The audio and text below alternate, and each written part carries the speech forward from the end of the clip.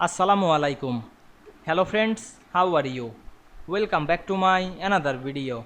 In this video, I am going to show you how to put triple lines arrow in Microsoft Excel.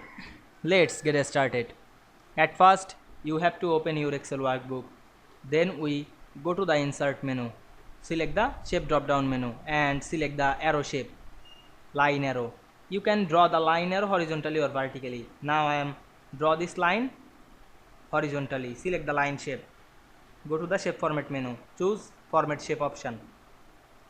Select the fill and line option and enable the line option.